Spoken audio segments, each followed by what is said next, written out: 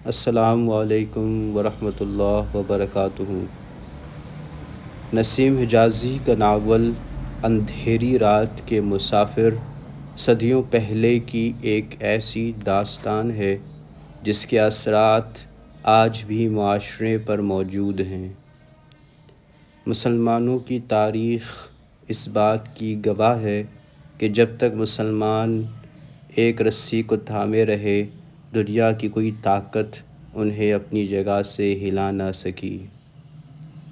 لیکن جب وہ تنکوں کی طرح بکھر گئے تو دنیا نے انہیں ٹھوکروں میں رکھا۔ ناول کی ابتدا سن 1491 سے ہوتی ہے، جب اندلس کا شہر غرناطہ اپنی آخری سانسیں لے رہا تھا۔ اس ناول کا ایک اہم کردار ابو عبداللہ ہے۔ یہ اندلس کا آخری حکمران ہے جس نے اپنے ہر عمل سے یہ ثابت کیا کہ جب حکمران زمینی حقائق سے منہ موڑ لیتے ہیں تو پورا سماج بے راہ روی، بدعنوانی، مذہبی اقدار کی تباہی، معاشی عدم توازن کا شکار ہو جاتا ہے۔ نشیب و فراز کا حامل یہ کردار آخر کار قلعے کی چابیاں جب عیسائی بادشاہ کے حوالے کر دیتا ہے تو اصل میں وہ ان لاکھوں مسلمان افراد کی عزت اور زندگی اس کے ہاتھ میں دے دیتا ہے۔ نسیم حجازی نے شروع کے 4 ابواب میں جہاں ماضی کے روشن پہلوؤں کی عکاسی کی ہے، وہیں مستقبل کے اندھیروں پر بھی روشنی ڈالی ہے۔ جب معاشرہ مختلف رویوں کا مجموعہ بن کر رہ گیا تھا تو اس وقت ملت فروش بھی اپنا کام پوری تندہی سے کر رہے تھے۔ نسیم حجازی نے کرداروں کے ذریعے نفسیاتی کشمکش اور فرضی دنیا کو بھی پیش کیا ہے۔ ہم یوں کہہ سکتے ہیں کہ جب انسان چاروں اطراف سے مصیبتوں میں گھر جاتا ہے تو بعض اوقات وہ خیالوں کی دنیا اس لیے بسا لیتا ہے کہ اسے وہاں پناہ نظر آتی ہے۔ یہ نفسیاتی عمل اگر اجتماعیت میں ڈھل جائے تو نہایت بدترین صورتحال جنم لینے لگتی ہے۔ غرناطہ کے معاشرتی المیے لاکھوں مسلمانوں کی زندگیوں کو تلخیوں میں ڈبو گئے۔ اس ناول کا ایک اہم نسوانی کردار عاتکہ کا ہے، جس نے اپنی پوری شدت کے ساتھ وطن پرستی کا حق ادا کیا۔ نسیم حجازی نے اس ناول میں تعصب اور تنگ نظری کے ساتھ ساتھ اس قدامت پرستی کی بھی نشاندہی کی جو اس وقت پورے اندلس پر چھائی ہوئی تھی۔ وہ افراد جو رویوں اور احساسات کے غیر محسوس طریقوں سے خود کو جدا کر رہے تھے، وہ اس سے پہلے ایک ڈور میں بندھے رہتے تھے جہاں اپنی ذات کی نفی اور وطن کی مٹی سے وفا شامل تھی۔ اس ناول میں ایک کردار حامد ابن زہرہ کا ہے۔ یہ شخص شعور کی وہ سطح رکھتا تھا جہاں پر قومیں دنیا پر حکمرانی کرتی ہیں، لیکن حالات و واقعات نے اسے داخلی و خارجی مسائل میں کچھ اس طرح سے گھیر لیا کہ وہ جو نئی دنیا آباد کرنا چاہتا تھا وہ نہ کر سکا اور شہادت کے رتبے پر فائز ہو گیا۔ مجاہدانہ عزم اور استقلال کا یہ پیکر ذلت کی زندگی پر عزت کی موت کو ترجیح دیتا ہے۔ غرناطہ کے معاشرے سے جو نتائج برآمد ہوئے، انہوں نے پورے ڈھانچے کو بدل کر رکھ دیا۔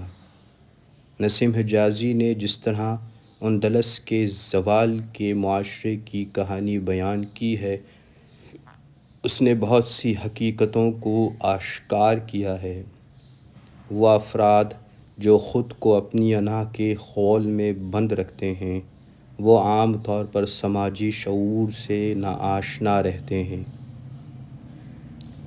اس وقت کا مسلم معاشرہ بھی جہاں دوسرے مسائل میں گھرا ہوا تھا، وہاں اسے ان افراد کو بھی سامنا کرنا پڑ رہا تھا جو انا کے خول میں بند تھے۔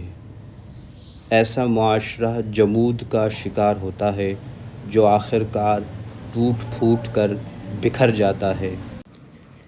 اس ناول میں دوسرا اہم کردار بدریہ کا ہے۔ بدریہ کا کردار مسلم معاشرے کی بھرپور عکاسی کرتا ہے۔ یہ کردار اس خیال کا حامل ہے کہ پابندیوں نے جبر کا روپ اختیار کر لیا ہے۔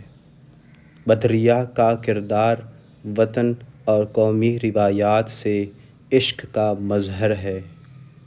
جذباتی ارتعاش اور کسی حد تک مایوسی کا غلبہ موجود ہے۔ مجموعی طور پر نسیم حجازی نے اس کردار کو امید و ناامید کے ایسے سفر میں رکھا کہ جس نے اپنی زندگی اس قوم کو بچانے میں صرف کر دی جو بہرحال اپنی حرکتوں کی وجہ سے تباہی کے راستوں پر چلتے ہوئے مٹ گئی۔ سیاسی تبدیلیوں نے اندلس کے معاشرے کو مکمل طور پر بدل کر رکھ دیا تھا۔ زندگی کے امکانات اور چیزوں کا تصور مکمل طور پر تبدیل ہو گیا تھا۔ انسانی خد و خال سے جذبات و احساسات جدا ہو گئے تھے۔ وزیر اعظم ابوالقاسم کا کردار ایک ایسے غدار کا ہے جو پوری ملت اندلس کو اور خاص طور پر غرناطہ کے مسلمانوں کے لیے انتہائی شرمندگی کا باعث تھا۔ نسیم حجازی نے اس کردار کے ذریعے اس زمانے کے حالات کی مکمل طور پر عکاسی کی ہے۔ یہ ناول زیادہ تر ان افراد کے گرد گھومتا ہے جنہوں نے ناکردہ گناہوں کی سزا پائی۔ اندلس میں مسلمانوں کی 800 سال کی حکومت نے مسلمانوں کی زندگی میں بہت کچھ تبدیل کر دیا تھا۔ منزل مقصود کھو گئی تھی، شخصیت پرستی عروج پر تھی، کوئی نظریہ، کوئی تحریک نہ تھی۔ مسلم معاشرے کو جس تشکیل نو کی ضرورت تھی اس کا فقدان تھا۔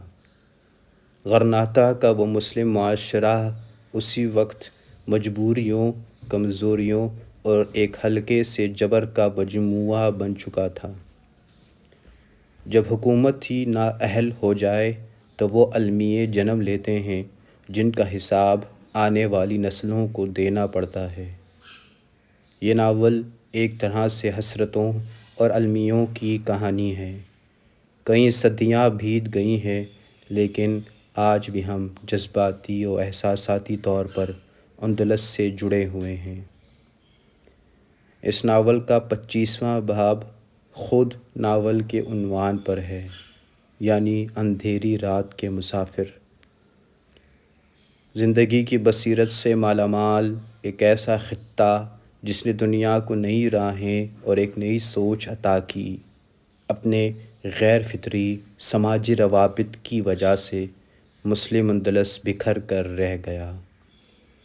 اس سکتی ہوئی حقیقت کو نسیم حجازی نے اندھیری رات کے مسافر میں بھرپور طریقے سے اجاگر کیا ہے۔